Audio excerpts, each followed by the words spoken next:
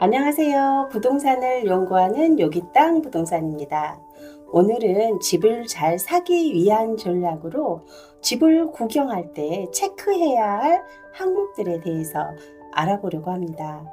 공인중개사인 저도 하루에 몇 개씩을 집을 보고 오면 헷갈리는 경우가 많습니다. 그 집의 안방에 드레스룸이 있었나? 욕실은 몇 개였지? 샤시가 교체되었었나? 막상 보고 나서는 기억이 나지 않을 때가 많습니다. 가끔 고객님과 함께 집을 보고 왔는데 집을 자세히 보지 않았으니 다시 한 번만 볼 수 없냐고 요청하는 경우가 있습니다. 아니면 여자분 혼자 오셨다가 나중에 남편이 한 번 더 볼 수 있냐고 요청하는 경우도 있지요. 만약에 사람이 살지 않는 빈 집이라면 중개사가 얼마든지 융통성을 발휘해 볼 수 있겠지만 사람이 거주하고 있는 경우는 재요청하는 것이 쉽지는 않습니다.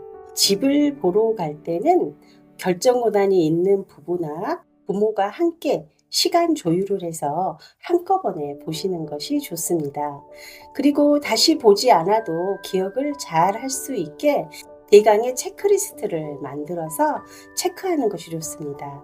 체크리스트를 작성하다 보면 구매를 해야 될지 안 해야 될지 스스로도 어느 정도 파악이 됩니다. 그리고 아파트의 가격을 예측해 볼 수 있는 기준이 되기도 합니다. 오늘은 아파트를 예로 들어서 체크리스트를 작성해 보도록 하겠습니다. 첫 번째, 해당 매물의 주소, 대강의 위치는 알아야겠죠? 두 번째는 세대수입니다. 세대수가 적은 것보다 많을 때 입주민들의 파워도 있고 관리비 등 여러 가지 면에서 이익이 됩니다.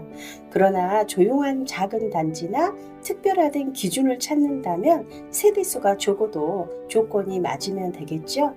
그리고 해당 매물의 위치, 동이나 호수, 층수, 어떤 라인인지 복층인지의 여부도 중요합니다. 제가 과거에 1층의 아파트에서 살던 적이 있습니다. 그때는 아이들이 어려서 층간 소음 때문에 일부러 마음껏 뛰라고 1층으로 이사를 했는데 1층인 것만 확인하고 주변 환경을 살피지를 못했었어요. 저희 집 바로 앞이 쓰레기 분리수거와 음식물 수거함이 있는 곳이었답니다. 여름에는 냄새 때문에 문을 열 수가 없었고 음식물 주변으로 벌레들이 날아들어 저희 집 창문으로도 들어왔었지요. 또한 수시로 쓰레기를 처리하는 사람들 때문에 노출이 염려되어 커튼까지 꼭 닫고 살아야 했었답니다. 따라서 층수뿐만 아니라 그 층에서 바라볼 수 있는 주변 여건이나 환경들도 많이 중요합니다. 그리고 어떤 라인인가도 중요하죠.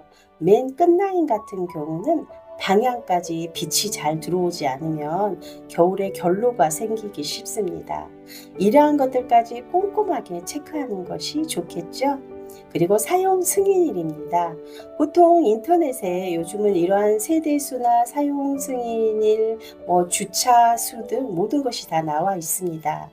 얼마나 노후되었느냐를 대강은 알고 집을 보러 가야 합니다. 2년밖에 안 된 집인데 무척 내부가 낡아 보인다면 그것은 큰 부분의 하자보다는 관리를 안 하고 살았기 때문이라 수리비가 비교적 덜 나올 것이고 거의 내부는 새집 상태인데 사용 승인일이 20년이 넘은 것이라면 리모델링을 한 지 얼마 안 된 집이라서 집값에 리모델링비가 포함될 것이라는 것을 예측해 보면서 집을 볼 수 있어야 합니다. 등도 살펴볼 수 있어야 합니다.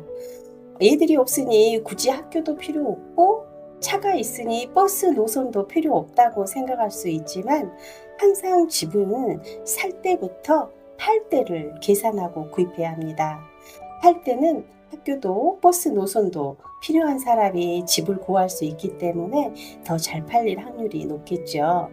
그리고 복도식인지 계단식인지 지하 주차장과의 연결 여부도 확인을 하고 가면 좋습니다. 미리 확인을 하지 않고 왔는데 계단식만을 고집하거나 지하 주차장이 없어서 캔슬한다면 집주인도 중개사도 참 힘이 빠지는 날입니다. 미리 체크해서 내가 꼭 필요로 하는 요건이 아니라면 직구경을 피하는 것이 좋겠죠. 그리고 단지 동간의 거리나 경사도 등도 확인하면 좋습니다. 아파트가 평평한 줄 알았는데 들어가서 보니 어느 한 동만 경사진 곳에 올라서 높은 곳에 위치한 경우도 있습니다. 나이가 있어서 오르내리는 것이 힘든 경우는 미리 피해야겠죠. 그리고 동간 배치도 중요합니다. 일조량 확보에도 중요하지만 사생활 보호에도 중요합니다.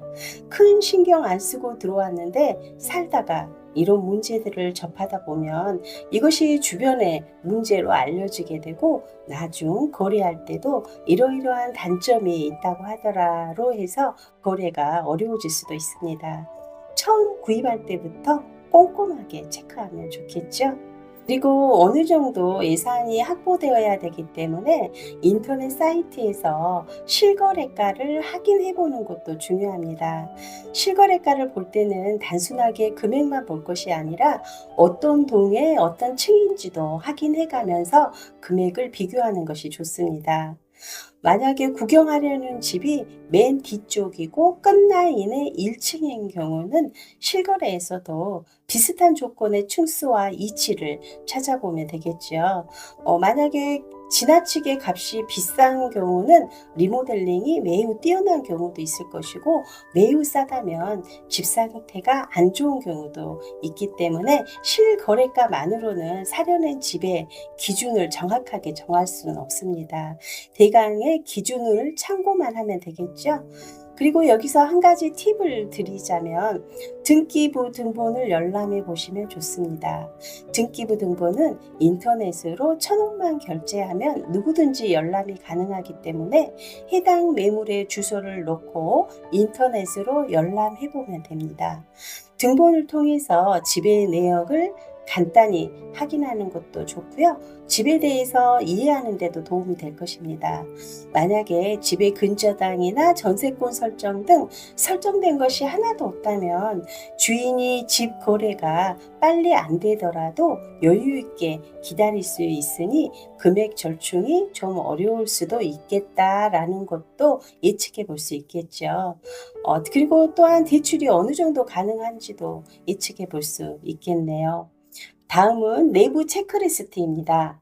베란다 뷰, 앞에 막힘이나 일조권, 이것도 앞에서 설명한 학군과 마찬가지로 나는 늦게 퇴근하니 뷰가 필요하지 않다고 할지라도 팔 때를 생각하고 관심을 갖는 것이 좋습니다.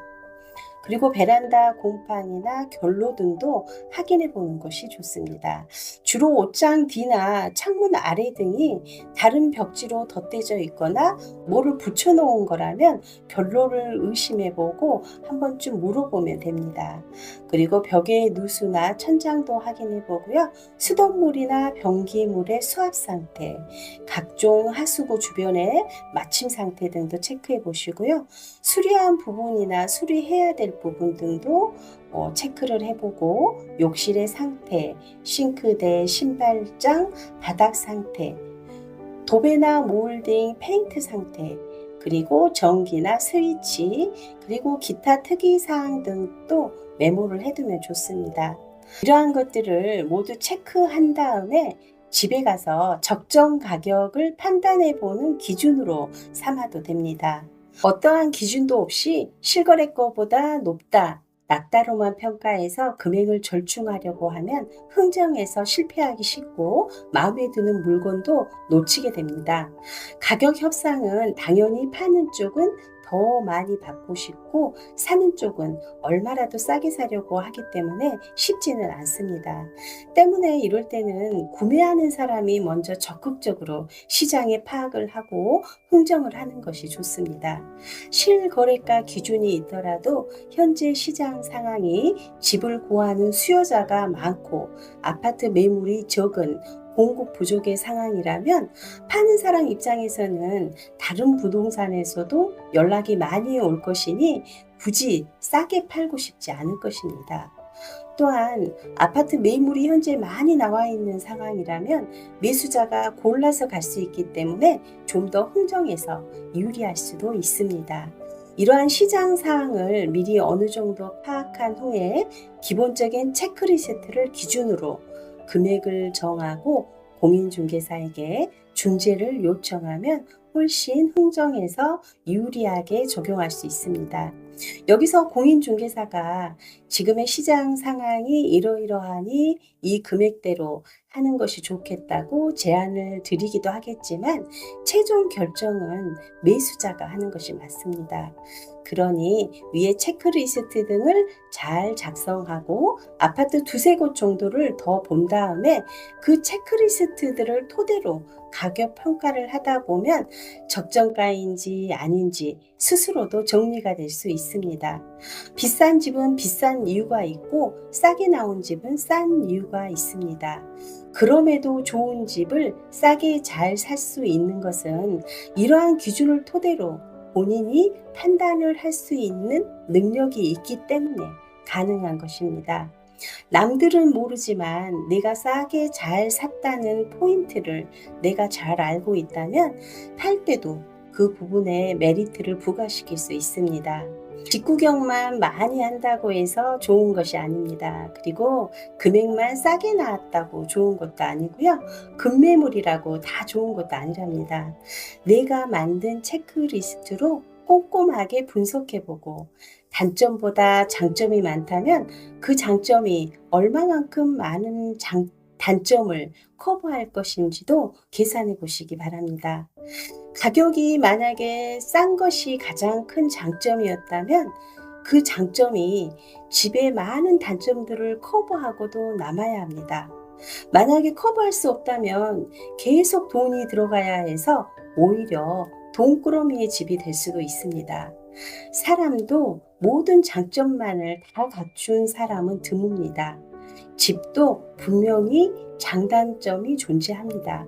그럼에도 불구하고 장점이 단점을 이길 수 있다면 그것은 좋은 선택이 될 것입니다. 이상 부동산을 연구하고 좋은 중개를 위해서 끊임없이 노력하는 여기 땅에서 좋은 집을 사기 위한 전략의 첫 번째로 체크리스트 작성하기를 알려드렸습니다.